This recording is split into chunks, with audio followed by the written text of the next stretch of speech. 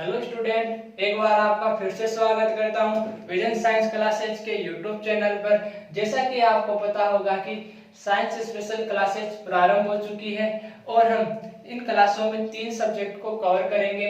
आपके बायोलॉजी, जीव विज्ञान, केमिस्ट्री रसायन विज्ञान और फिजिक्स भौतिक विज्ञान, तीनों सब्जेक्टों को हम बेसिक से लेकर फुल एडवांस लेवल तक कवर करेंगे। और जो साइंस स्पेशल क्लासेज है ये हमने फोकस करते हुए बनाई है आपके UPSC, RRB, SSC, bank, CPO, ALP, writ, आपके एनटीपीसी, डी ग्रुप आदि एग्जामों को देखते हुए बनाई है।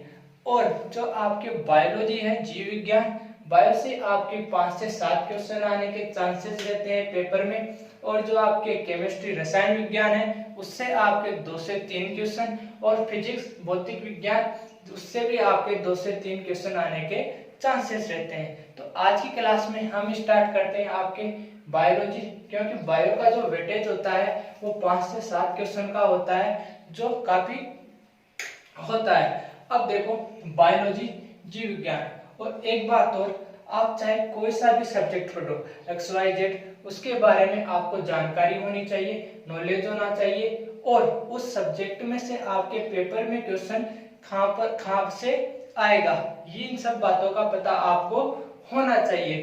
तो देखो, स्टार्ट करते हैं हम बायो से। बायोलॉजी,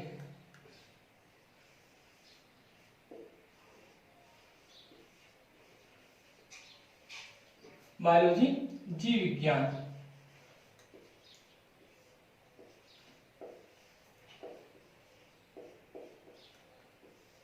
ठीक है, बायोलॉजी जीव विज्ञान। जो आपका बायो टर्म है, बायो शब्द है, या जो बायो वर्ड है, ये कौन सी लैंग्वेज से लिया गया है? तो जो आपके बायोलॉजी शब्द है ये आपके ग्रीक लैंग्वेज से लिया गया है। कौन सी लैंग्वेज से लिया गया है?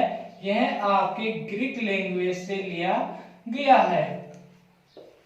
जो बायोलॉजी वर्ड है ये हमारे ग्रीक लैंग्वेज से लिया गया है। ठीक है, इसके बाद में देखते हैं जो आपकी बायो है। देखो, बायो, बायो का मीन्स होता है आपके लिविंग। क्या होता है? लिविंग। ठीक है, और लिविंग को हम हिंदी में बोलते हैं सजीव। क्या बोलते हैं? सजीव। देखो, जो बायो है, बायो को हम लिविंग बोलते हैं इंग्लिश में, और हिंदी में क्या बोलते हैं? सजीव। ठीक है, इसके बाद में देखो आपके आता है लॉजी। लॉजी का जो मीन होता है वो होता है आपके टू स्टडी। हिंदी में का अध्ययन।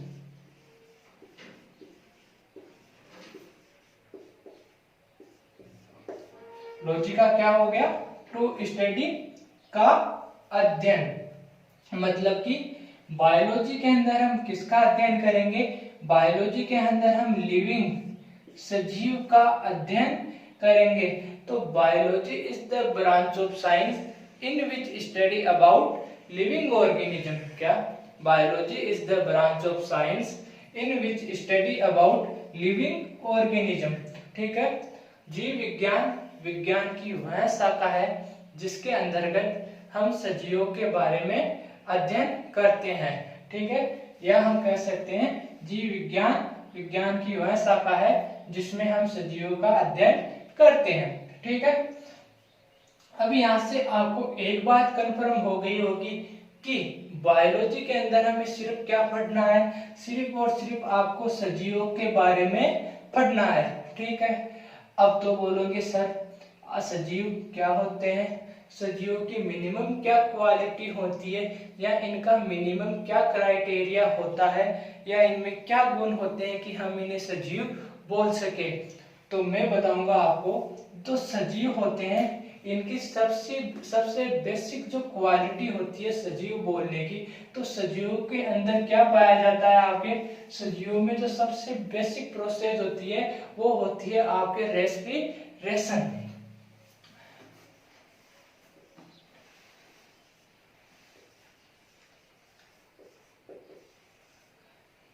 अब क्या होता है, रेस्पिरेशन क्या होता है, जो सबसे बेसिक क्वालिटी होती है वो होती है रेस्पिरेशन, मतलब कि श्वसन।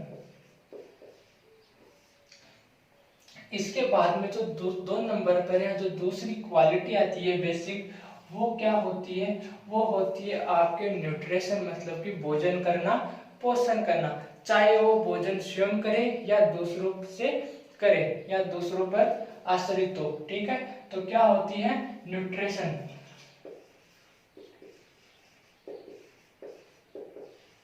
न्यूट्रिशन पोषण। ठीक है, अब आपने स्कूल में पढ़ा होगा कि भोजन करने के बाद में उसका क्या होता है, भोजन करने के बाद में उसका पाचन होता है हमारे शरीर में, या हमारे शरीर के द्वारा उसका पाचन किया जाता है। तो जो तीसरी क्वालिटी होगी वो होगी आपके डाइजेशन। क्या होगी, डाइजेशन।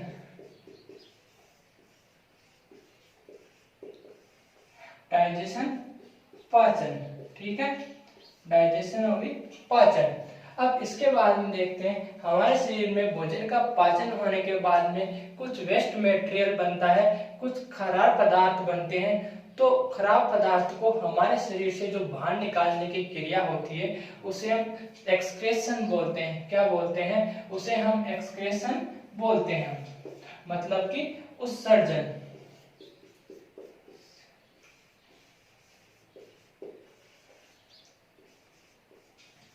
उत्सर्जन। ठीक है, और जो नंबर 5 पे आपके लास्ट क्वालिटी आती है बेसिक, वो होती है आपकी ग्रोथ।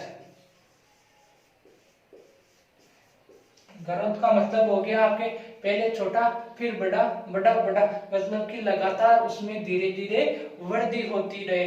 तो सजीव होने की जो क्वालिटीज है वो मैंने यहाँ पे बता दिया आपको। तो सजीव होने की बेसिक क्वालिटीज होती है वो होती है आपके रेस्पिरेशन होना चाहिए, उसमें श्वसन होना चाहिए, दूसरी बात उसमें न्यूट्रिशन पोषण होना चाहिए, तीसरी डाइजेशन पाचन, और जो चौथी है एक्सक्रीशन, और पांचवी जो आपके ग्रोथ। अगर इन क्वालिटीज में किसी जीव में 2 या 3 क्वालिटी भी है इनमें से, तो हम उसे सजीव बोल सकते हैं। ठीक है, अब इसके बाद में आपके एक क्वेश्चन आता है जो बहुत सी एग्जामों में पूछा गया है, बहुत एग्जामों में पूछा गया है। देखो क्या कि बायोलॉजी शब्द सर्वप्रथम किसने दिया, या बायोलॉजी शब्द का सर्वप्रथम किन वैज्ञानिकों ने प्रयोग किया। तो सुनो, जो बायोलॉजी शब्द का सर्वप्रथम किन वैज्ञानिकों ने प्रयोग किया, लेमार्क और ट्रिनियस ने। किसने किया, जो बायोलॉजी शब्द का सर्वप्रथम प्रयोग आपके लेमार्क एंड ट्रिनियस ने।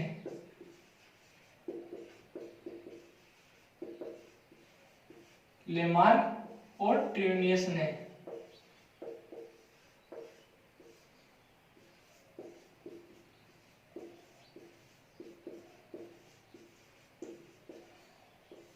लेमार्क और ट्रिनियस ने आपके सर्वप्रथम बायोलॉजी शब्द का प्रयोग किया। देखो एक बार मैं आप वापस रिपीट कर देता हूं। जो बायोलॉजी टर्म है आपके ग्रीक भाषा से लिया गया। ठीक है, बायो का मतलब लिविंग, सजीव, लॉजी टू स्टडी, मतलब कि बायो के अंदर हम सजीव का अध्ययन करेंगे।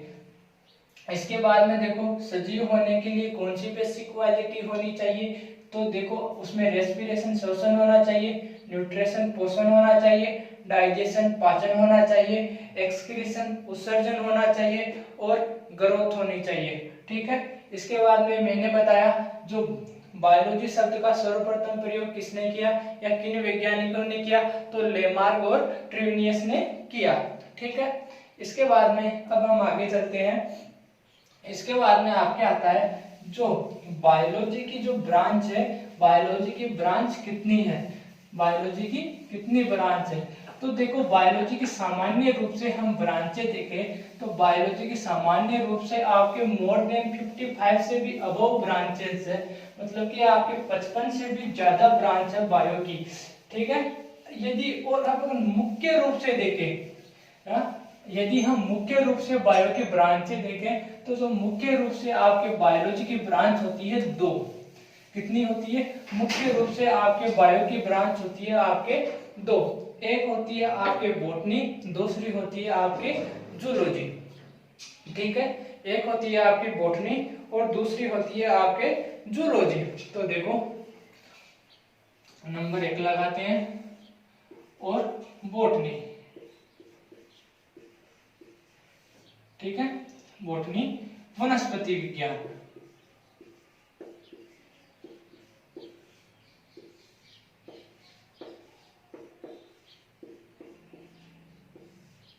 ठीक है, देखो बॉटनी, बॉटनी का हिंदी में मतलब वनस्पति विज्ञान। अब तो यहाँ पे आपको नाम से ही पता चल रहा होगा कि वनस्पति पेड़ पौधों के बारे में। तो हम बॉटनी के अंदर किसका अध्ययन करेंगे? बॉटनी के अंदर हम प्लांट्स का अध्ययन करेंगे, पेड़ पौधों का अध्ययन करेंगे। तो देखो बॉटनी के अंदर हम प्लांट्स का अध्ययन करेंगे। अब आप पूछोगे कि सर पेड़ पौधे भी लिविंग होते हैं क्या, सजीव होते हैं? हाँ, तो बिल्कुल पेड़ पौधे भी सजीव होते हैं। पेड़ पौधे में भी श्वसन की प्रक्रिया पाई जाती है, रेस्पिरेशन की प्रक्रिया पाई जाती है। कैसे? आपने स्कूल में पढ़ा होगा कि पेड़ पौधे भी आपके वायुमंडल से CO2 लेते हैं और O2 को छोड़ते हैं। पेड़ पौधों में भी न्यूट्रिशन होता है। पेड़ पौधे भी क्या करते हैं? आपके प्रकाश संश्लेषण की क्रिया के द्वारा भोजन बनाते हैं। और आपके क्या होता है? पेड़ पौधे में भी उत्सर्जन की प्रक्रिया होती है। कैसे? कि आपने देखा होगा कि कई पेड़ पौधे से आपको रबड़ प्राप्त होता है और कई पेड़ पौधों से आपको गोंद प्राप्त होता है। तो क्या होता है? वो आपके वेस्ट मटेरियल होता है। इसके बाद में हमने आपके जो लिविंग्स की जो क्वालिटीज पढ़ी थी, उसके अंदर हमने देखा था कि ग्रोथ, तो पेड़ पौधों में भी ग्रोथ होती है, पहले छोटा फिर बड़ा फिर और बड़ा। तो आपके जो पेड़ पौधे भी हैं वो भी आपके लिविंग सजीव होते हैं। ठीक है, इसके बाद में अब देखते हैं जो नंबर 2 पे आती है आपके, ये तो होगी आपकी नंबर 1 पे बॉटनी, जिसे हिंदी में वनस्पति विज्ञान, विज्ञान की वह शाखा जिसके अंतर्गत हम प्लांट्स के बारे में अध्ययन करेंगे, बॉटनी कहलाती है। अब इसके बाद में देखो नंबर 2 पे आपके जूलॉजी।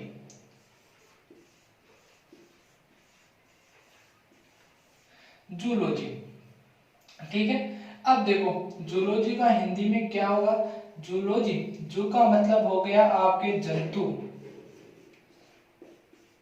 जू का मतलब आपके क्या हो गया?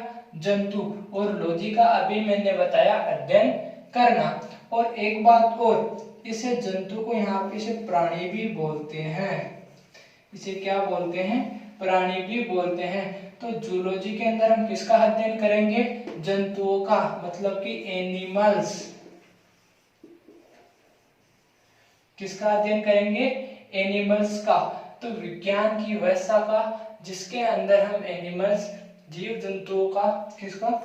जंतुओं का अध्ययन करते हैं, क्या कहलाती है? हमारी जूलॉजी कहलाती है या जंतु विज्ञान कहलाती है। ठीक है, इसके बाद में आप क्वेश्चन करोगे कि सर आपने 2 ब्रांच बताई, बॉटनी हो गई, जूलॉजी हो गई। तो हम जो आते हैं ह्यूमन बींग्स आती है, मानव जाति।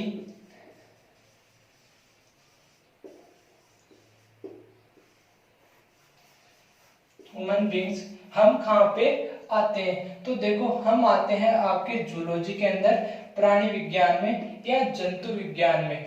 क्यों आते हैं? क्योंकि साइंस मानती है जो हमारा मेजर किंगडम है, वो क्या है? एनिमल है। और हमारा सब किंगडम है वो हमारा स्तनधारी है। ठीक है, मेलेमस है, स्तनधारी। ठीक है, तो हम कहाँ पे आते हैं? जो ह्यूमन बींग्स है वो कहाँ पे आते हैं? आपके जूलॉजी, जंतु प्राणी विज्ञान में आते हैं। अब एक बात मेरी ध्यान से सुनो, बहुत ही इंपॉर्टेंट बात है। चाहे आप कोई सा भी पेपर ले लो, चाहे SSC ले लो, रेलवे ले लो, डी ग्रुप, कुछ भी ले लो, आपके ज्यादा पेपर में आती है जूलॉजी। क्या आती है? आपकी ज्यादा पेपर में आती है जूलॉजी। 80% क्वेश्चन आपके पेपर में जूलॉजी से आते हैं। कहाँ से आते हैं? जो आपके पेपर में 80% बायोलॉजी का जो पोर्शन होता है, जो 80% बायोलॉजी के जो क्वेश्चन आते हैं वो आपके जूलॉजी से आते हैं, मतलब कि जंतु विज्ञान से आते हैं। ठीक है, अब इसके बाद में देखो, अब देखते हैं हम बॉटनी। एक मिनट में क्लीन कर देता हूं थोड़ा।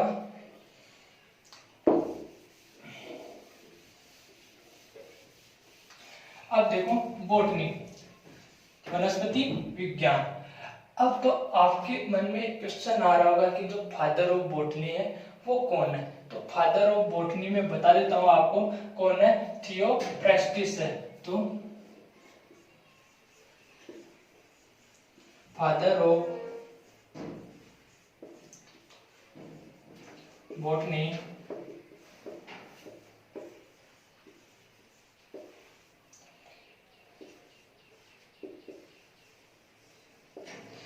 थियोफ्रास्टस है। कौन है? थियोफ्रास्टस है। सॉरी, यहाँ पे आई नहीं आएगा, थियोफ्रास्टस है।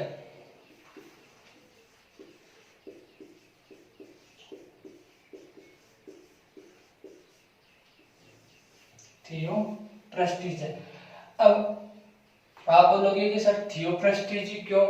तो थियोफ्रास्टस ने कुछ ना कुछ बॉटनी के फील्ड में अच्छा काम किया होगा, बड़ा काम किया होगा, या फिर सबसे पहले किया होगा। तो देखो थियोफ्रास्टस ने क्या किया, थियोफ्रास्टस ने सर्वप्रथम एक बुक लिखी। क्या लिखी? थियोफ्रास्टस ने आपके सर्वप्रथम एक बुक लिखी, द हिस्टोरिया ऑफ प्लांटेरम। क्या लिखी? द हिस्टोरिया ऑफ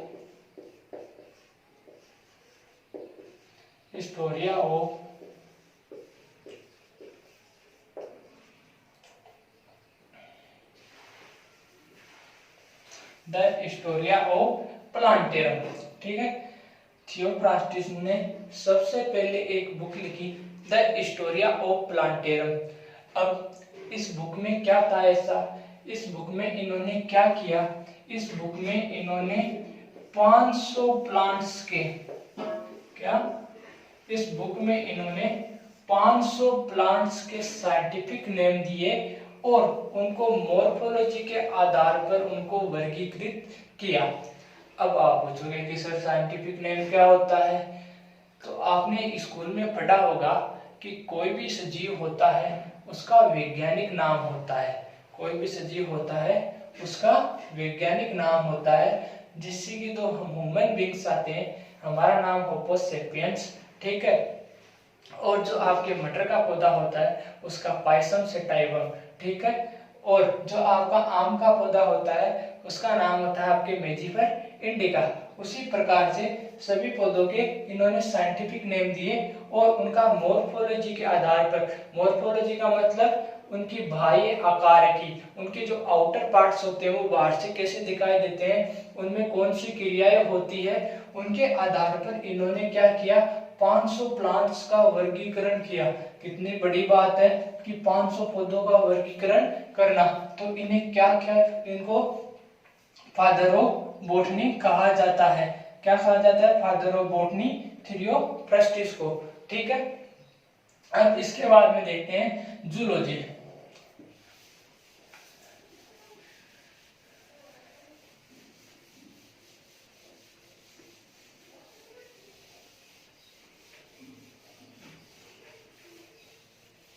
इसके बाद में आती है आपके नंबर 2 पे जूलॉजी।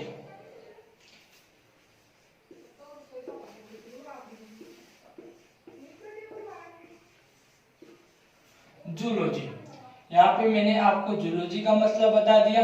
जू का मतलब हो गया आपके जंतु, और लॉजी का मैंने भी पहले बताया था कि आपका क्या, अध्ययन करना। जंतु को एक नाम से और जानते हैं प्राणी विज्ञान।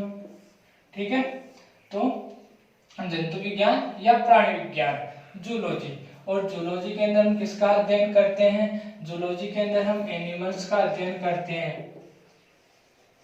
किसका अध्ययन करते हैं? एनिमल्स का। विज्ञान की वह शाखा जिसके अंतर्गत हम एनिमल्स का अध्ययन करते हैं या जंतुओं का अध्ययन करते हैं, आपके क्या कहलाती है? जंतु विज्ञान या आपके प्राणी विज्ञान, या हम इसे जूलॉजी भी बोल सकते हैं। ठीक है, इसके बाद में आपके एग्जाम में क्वेश्चन आता है कि फादर ऑफ जूलॉजी, कि जूलॉजी के पितामह कौन है। तो देखो, जो जूलॉजी के फादर ऑफ जूलॉजी है,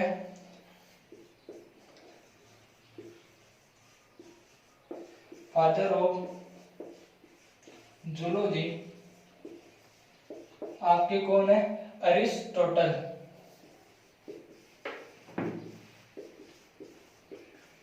अरिस्टोटल, जिनको हिंदी में अरस्तु कहते हैं। ठीक है, अरिस्टोटल है फादर ऑफ जूलॉजी। कौन है आपके, अरिस्टोटल, अरस्तु है। अब अरस्तु को भी फादर ऑफ जूलॉजी कहा गया क्योंकि इन्होंने भी कुछ ना कुछ बॉटनी के जूलॉजी के फील्ड में अच्छा काम किया होगा, बड़ा काम किया होगा, या फिर सबसे पहले किया होगा। तो इन्होंने क्या किया, इन्होंने भी एक बुक लिखी सर्वप्रथम, द हिस्टोरिया ऑफ